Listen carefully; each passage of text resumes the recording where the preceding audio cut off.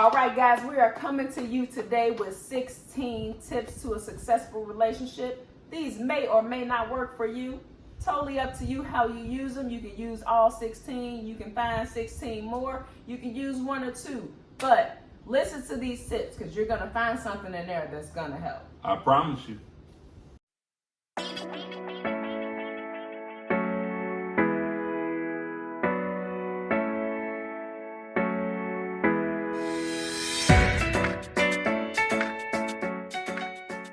Rule number uno in a relationship. You have to make it do what it do for you. I like that. Bars. You got bars. Bars. I got bars. You spit hot fire. Hot fire. Seriously, in a relationship, guys, you got to make it do what it do for you. You can't make it do what it do for mom. You can't make it do what it do for your best friend, your brothers, and other critiques of your relationship. You got to make it do what it do for you. If y'all communicate together and you guys are liking certain things, don't let the outside world tell you that that's not good or whatever. You know, If it worked for you. if it worked for you. Number 2. This one right here is to be clear. Okay. I got bars. You ain't see that? This one right here is to be clear. Be clear on your expectations, whatever those are. Gotta be. Don't assume that your partner is going to know what you want. Yeah. And if you think that you are clear, on the other end of that, if your partner is not clear, make sure you let them know that what they are stating is not clear. Right. We have to make sure we're doing our part in being clear in our expectations, being clear in our wants, being clear in our desires, being clear in our frustration, whatever it is. As a part of communication, you have to make sure you are clear in your expectations. Number 3. It is important that you ask if you don't understand something. Simple as that. If you don't understand, ask. Just ask. I don't get what you're saying. What are you trying to say? What, you know what I mean? Like, Can you clarify? Can you clarify? Because if that's you a business assume, term. yeah, Like you sound like an email. That's how I respond in my emails. Can you clarify what you meant? If you assume what your partner is trying to ask or convey or whatever, it could cause problems later on. So it's so easy to just say, look, can you make that clear for me because I didn't understand. Right. Or I probably wasn't listening because I was on my phone or something like that. But ask. Make sure you ask. Yeah. Don't just assume. Yeah. Number 4. Listen. That's what it is. Literally. Listen. Listen to understand. You have to listen to understand your partner as opposed to listening to rebut or listening for that key word so you can, catch them in something or, whatever. So help me out here. So you want to listen to understand and not to respond. A lot of times when we are in the middle of not necessarily just conversation, but debates or arguments sometimes, instead of us listening to understand what our partner is saying, we're listening to give what our opinion is or whatever. And sometimes if you just take that time to listen to understand what they're saying, it will change your whole perspective and give you a whole better outcome for the whole discussion. I agree. One of my favorite numbers, 5. Know your love language. Listen. And your partner's love language. And how you communicate those love languages. Now, for people who don't know what love languages are, there's a book called The 5 Love Languages. If you have not read that book, I don't care if you don't like to read, pick up that book, read it, get it on Audible. Or just Google what are the 5 love languages and learn that, because this has been one of the key things that helps us to better communicate with one another. And navigate through our relationship. Yes. Not saying that we're perfect, because we mess up. We communicate wrong all the time. However, I know his and everybody doesn't have the same one, and some people have one or two or even three, but Right. I know his top two. The dominant ones. Yes. Because I think everyone has a sense of all of them. Yeah. But you have your dominant ones. Yes. So. And I know his top two, and I know mine, and I know a lot of times I communicate in my love language, and he doesn't receive that because, like, mine is acts of service. Mm-hmm. Love that. I'm also great at giving gifts. I don't necessarily like receiving gifts, but I'm great at giving gifts. I have to be careful when I talk around her because it'll be 7 UPS trucks parked outside, Stop. 3 Amazon trucks, a DHL, and the U.S. Postal Service. Says he got this for his wedding anniversary. We saw it somewhere. He was like, "Oh, I That's like nice. that. I've been wanting a globe." Well, no, this is another discussion. He was talking about I he wanted wanted a a globe. globe. I know he likes whiskey. I know he likes globes. When he said that, I was like, "Boom, gift," because that's the way I communicate. However, Decanters. yeah, all this stuff. However, that's not necessarily his love language. Even though I communicate that well, his love language is physical touch. Yeah. His top one. And so I have to understand how to make sure that not only am I receiving, because I'm not a big touch person, Mm-hmm. so not only am I receiving his love language, but I'm able to communicate to him Right. in that physical touch aspect. Because sometimes he might just want me to rub his hair or something like, and I'm not that person. But because I know that's his love language, I have to find a way to communicate that. Yeah. And one of my favorite numbers, 6. Quick one right here. Okay. Love each other to life. I So- wanna love you to life. Okay. So when you talk about loving each other, people always say stuff like, "Oh, I love you to death," whatever. And I do. I will love you until death. Yeah. However, I love you to To life. life. I want you to live. Do things with one another to keep each other healthy, whether that's physical health, mental Yes. health, spiritual health, Yes. financial health, Yes. whatever that is. Yes. Do things to keep those things alive within each other. Absolutely. If your wife, for some reason, all of a sudden decides to turn vegan and you're a meatitarian, you help her on that journey. Why? Because it's healthier for her. It's something that she desires. It's not going to hurt her. You know that. You sound like you got experience with this. Just a little bit. Okay. I mean, maybe with a vegetarian, but that's the key. Love each other to life. If you know there's, through your communications, you'll know. Like if I mention, oh, we need to work out, you know who's going to buy me some workout clothes and get up with me at whatever time in the morning or in the evening or the night? This one. She gonna make sure we doing it, even if she don't feel like it. So that's the key for me. Love each other to life. You make your sacrifices to make sure that your partner's journey is a little bit easier to manage. All right, lucky number 7. I'm going to start it off by doing this. Dun dun dun dun dun dun dun dun dun dun dun dun. You gotta protect the bag. Gotta protect the bag. What does that mean? Protecting the bag basically means you do whatever you have to do to keep the money tight in the relationship. Have those conversations. So don't get in a relationship whether I don't care if you share an account, if you are against sharing an account, whatever. But ultimately, you should, in my opinion, have an end goal for your family or for your relationship. With that being said, you make sure to protect that at all costs, especially when it comes to finances. Finances is one of the driving forces for a divorce. People can't handle it. Protect the bag is understanding how to communicate with your partner about your finances and where it is you're trying to go, what needs to be contributed, all of that good stuff.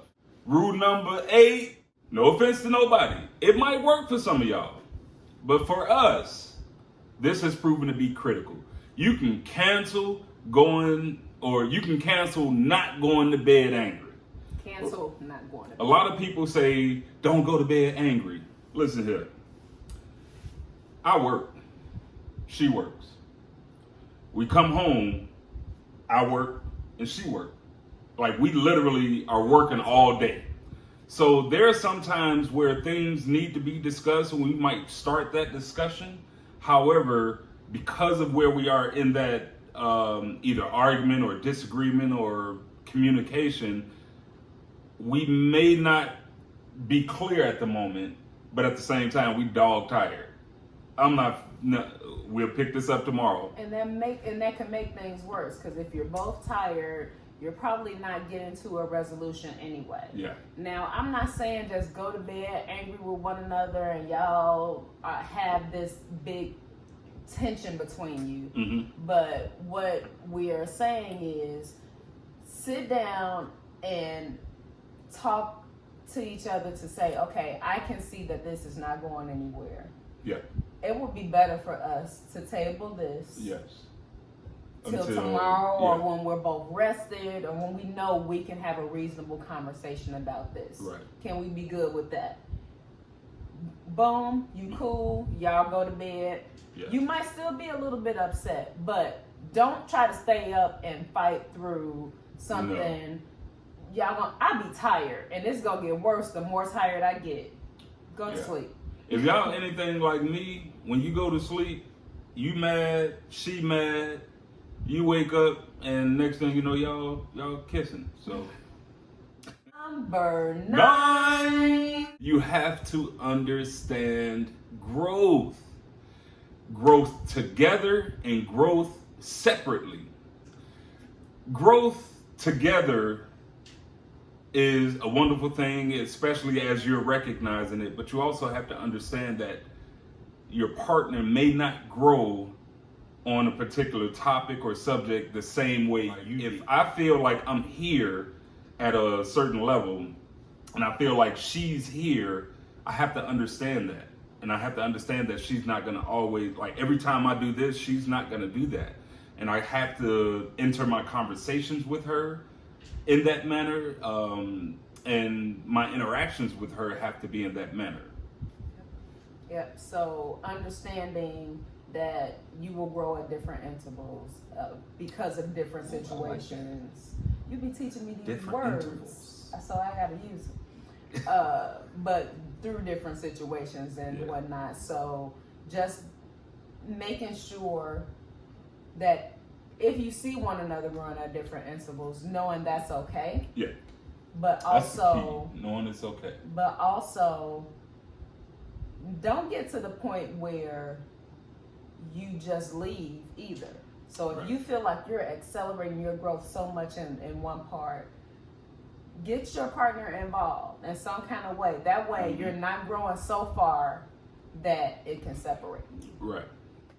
Rule number 10. This particular key is understanding when to give your partner some space. I'll speak for us. We love each other to death, but sometimes we can't stand each other. Sometimes we don't like each other. And in those times, I have to find, I have to understand when to give her space.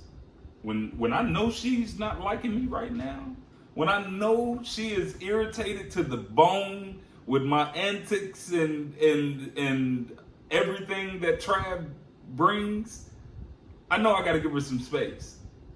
Also, you have to know when to tell your partner, like, hey, I need some space. I don't think you seeing it right now, but I'm gonna need my 3 feet. You see how every time you tell a joke and I be like,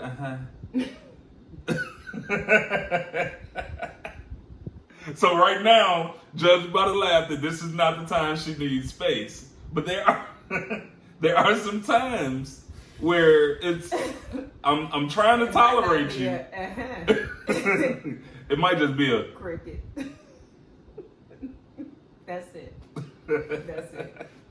But when you know it's space. yeah, I mean, and y'all pick up on your clues, however you got to pick up on your clues, even if it's communicating. But y'all pick up on the clues and figure out how to understand and tell the signs of when either you need space and make sure to communicate that, or if you can tell if your partner needs space, and give that space. Be cool with that. It's okay. You don't have to be around each other 24/7, 365. It's okay to want your space. It's okay to need your space. It's okay to give your partner space. Do it. Makes for a great relationship. Number 11. Recently, I saw this post on like Facebook or Instagram or something like that, where there was, it's probably one of the groups I'm in, but a partner, it was a relationship, and one of the partners was basically, to narrow it down, kind of complaining that they didn't want to come home and like Netflix and chill, but their partner was asking them to do that. And the tip is to always find time for each other. Okay. In this person's response, they talked about how they had recently lost their partner. And one of the things that they thought about the most was those days leading up to before they lost them. That person, their partner, was requesting time with them, and they didn't make that time. And to see it on the other side, it's like, you know, you never know, and not to make this a dark thing, you just always do want to find time for each other, because it's good to find time for each other. Get time away from your busy day to spend time with each other. But you never know when you won't be able to spend that time, whether it's, you know, losing your significant other, or they got to go on a work trip and they'll be gone for a month, and you might not be able to see them, or they got to work overtime. Like, you never know when you will lose that opportunity to have that time. So find some time away from, you know, scrolling on your phone or listening to music all day or watching television, or find the time to do that together. But find that time. Because you never know when y'all won't be able to have that time. And you miss that time. Rule number 12, this tip.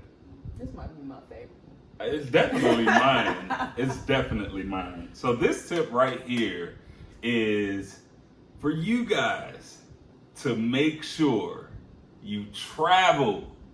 Listen, travel could be in the States. It could be traveling to the city that you live in, to different places. It could be traveling out of the country. But travel. That, to me, is one of the keys to a successful relationship, because it allows you to break the norm. It allows you to get outside of your norm. You get a vacation from your job. You get in some cases, vacation away from your kids, especially if they're older, dog, whoever. Like, it's just y'all. But is it just y'all? I don't know what you mean. I think traveling together is great, but I also think traveling separate is great. I agree. Sometimes you need that time for a guy's trip or a girl's trip, to make some time and some space for you all, and that's healthy if that works for you. Not everybody can travel separately. You know, you have to have a certain level of trust. You have a lot to go with that. It's a lot to go with it. You definitely have to make sure you are both ready for something like that. But I would encourage you to build your relationship to where you are ready for something like that. Number 13. Don't compare y'all to them. What y'all got ain't what they got. They might go out on date nights every Tuesday to the fanciest restaurants, and your pocket might only might be a little fan. Taco Tuesday, some Applebee's, or some $2.22s now. They done went up. They went up $2. So $2.22 now. Lord have mercy. It's okay. You ain't gotta be them. What works for you may not work for everybody else, and what works for them may not work for you. And that's, not just date nights. That could be anything. If you see how people function in their relationships, we know people who are in open relationships. That's not for us. It's not for us, but it's for them. That works well for them. Yeah, they do good. We know couples who never argue. That ain't gonna work over here. No. We feel like arguing is healthy, and we argue. Far too opinionated, all that good stuff. We gonna do it. That works for them. We know couples that go, I don't know, they might go swinging. I don't know. I'm trying to name couples all that we know a lot of different travel couples. And we do. Oh. But I mean, just giving out scenarios. There's a lot of things that you might see in couples that you either admire or you dislike. None of that should matter in your relationship. You build what you build in your relationship because that's what y'all are building. You don't want to. Who wants to be like the Joneses? Nah, we ain't trying to do that. We don't want to be the Joneses. We don't want to be the Smiths. We want to be the Travises. And you guys should want to be yourselves. Don't focus on what other couples are doing or what's happening in other people's relationships. Just focus on what makes you guys stronger, what makes you guys happier, and what gets you guys to the level that you're striving to be at. And 14. In relationships, you have to be willing to have those tough conversations. What you think? Like, if I say it to the people, you got to have those tough conversations. Give me something that I can relate to the people. What's a tough conversation? It could be anything. If you're unhappy, It went straight for the gut. I mean, that's real though. That's a real it's tough real. conversation, and some people it's real. may be afraid to have that conversation because they don't know how, and they don't understand, or they don't know how their partner will react to that. They fear the reaction. Yep. Yeah. And you have to be not just willing to have the tough conversations, but willing to be open to receive the feedback from the tough conversation. Yep. Yeah, that's crazy. Yep. But yeah, I agree. I mean, we've had a lot of tough conversations. You know what I mean? But I agree with you. Just the key to those tough conversations is what you just said. Being able to receive the feedback from those tough conversations. And being willing to change together. 15. We were going through the tips that we wanted to give to you all. I think there was a little bit of tension. We're going to go with a little bit. A little bit of tension, but it ended up being last on the list, but not necessarily the last tip. And that is to know when to shut up. Sometimes y'all might be going through something, and you might be in like this heated discussion, or I don't know, you might be in the middle of cooking dinner and you in your zone, and then your partner come in there and they talking and they throw you all off. Like, you gotta know that point when it's like, let me shut up. I need to shut up. Yeah. I feel like I'm pretty good at that most of the time, because sometimes I shut up, but no, for real. Sometimes I shut up before I'm supposed to shut up. That's true. That's not healthy. That's very not true. Healthy, y'all. She's working on it though. I can attest to it. Don't She's trip, working God on ain't through with me yet. When you're in that, especially when you're in a heated conversation, you gotta know when to be like, I might not need to say nothing else here. I might not need to say that because what I'm feeling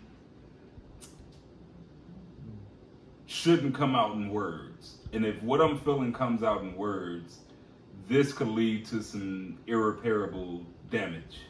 And words hurt. And words no matter hurt. what people say, words hurt. And well, a lot of people say you can't get them words back. You can't take it back. And that's absolutely true. Even with apologies, you can't take. You can't. You can't take a lot of stuff can't. back. So know when to shut up. Think about your conversations, because we are comfortable with our partner. Yeah. And we might say or do things that we wouldn't do anywhere else. Yeah. So think about if you're in a heated discussion and you at work, you know when to cut it off. You know, it's some stuff you can't say to your boss when your boss is bossing.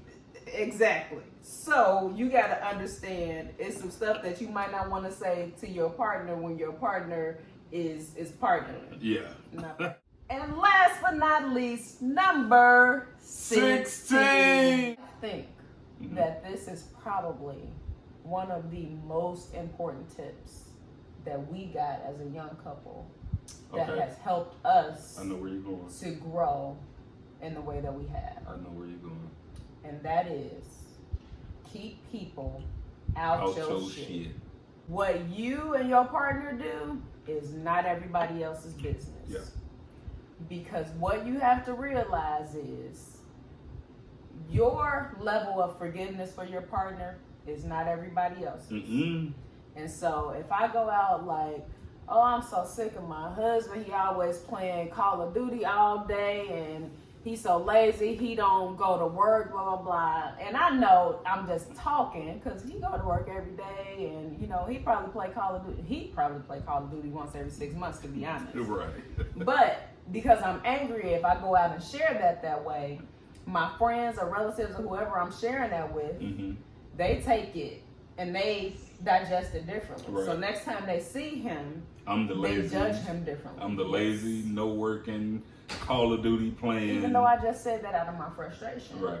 And that was a little bit of an extreme way to put it, but it's important to know that your business is your business. And it's okay to have people that you can confide in. But be careful with who those people are. And I don't know how limits those people. I'm sorry. No, you're good. I don't know how to tell you guys how to choose those people. It's one of those gut feeling things that you have to have. Typically for me, it's the people that's always rooting for both of us.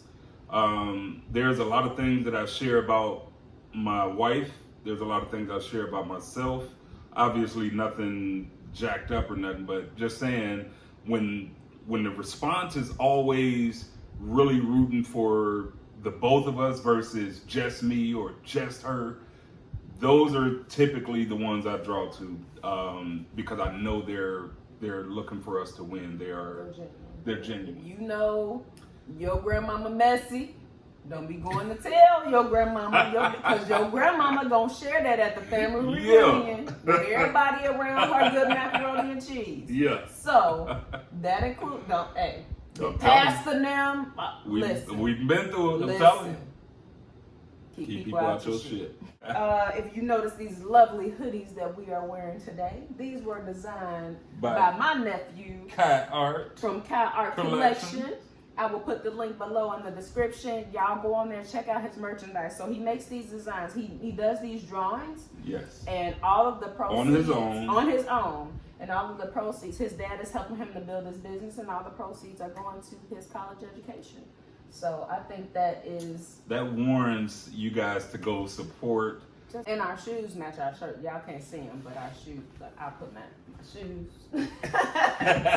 So wanted to put that out there too, and you'll see a lot of his designs they made up with the shoes. It's dope. That's how I got this one, because I was like, I gotta get this one to go with the Legend Blues. Please check them out. Please check them out. If for nothing else, to help support a young brother who's already contemplating college and his own business. And his own business, right? Like, this is a business for him. Like, young entrepreneur, come on, King. Come on, King. So go support my nephew, y'all. The link is below in the description. Love you guys.